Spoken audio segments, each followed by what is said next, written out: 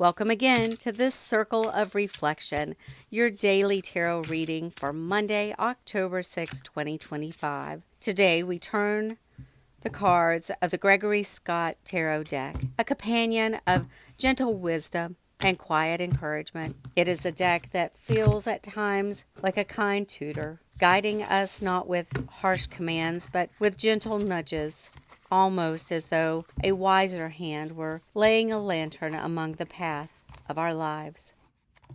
Card 1, the Ace of Wands, New Beginnings. Card 2, the Tower, Sudden Change. Card 3, the World, Enlightenment. Past, present, future. Our first card is the Ace of Wands. Here we are shown a spark, brilliant, youthful, almost reckless in its vitality. It reminds me of spring, of sap rising in the trees, of the first stroke of the pen upon the blank sheet of paper. The Ace of Wands is not so much a plan fully drawn, but the impulse behind it, the surge of energy that says something can be made of this. In life, we often underestimate the value of beginnings. We look only to the end result, the finished book, the built house, the flourishing garden. But what we forget is that every great accomplishment began as a trembling thought. No more solid than a feather in the wind, the Ace of Wands bids us honor that feather. It asks us to recognize that creativity itself is holy. The smallest flicker of inspiration is as sacred as a cathedral, for within it lies the potential to grow into something magnificent. If you find yourself on this Monday steered by a new idea or restless for a change in routine, that's no accident. The ace is the soul whispering, go on, begin. Beginnings are rarely certain. They are about trusting. We do not need to see the entire road before us, only the first step. So let the Ace of Wands be that first step for you today, the courage to start, even when the end is hidden.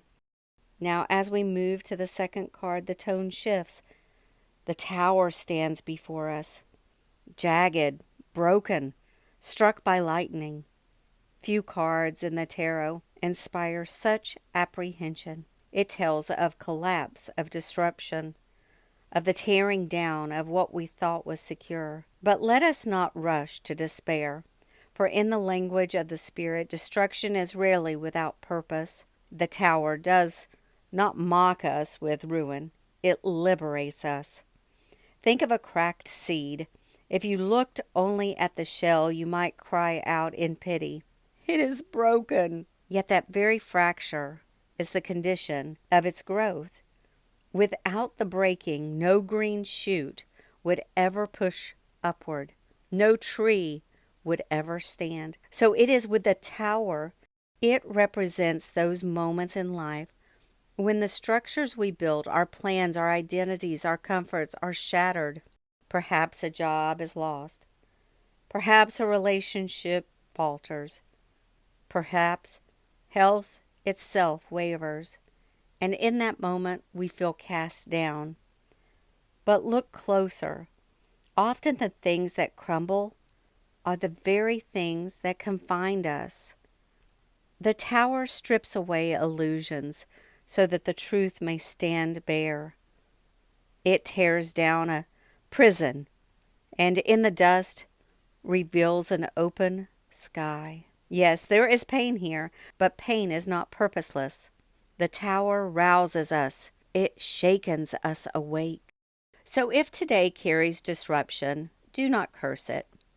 Ask instead, what freedom hides within this breaking? What new beginning awaits to be born? Our third card brings us into a very different space, the world. Here is fulfillment, wholeness, the great cycle come to rest.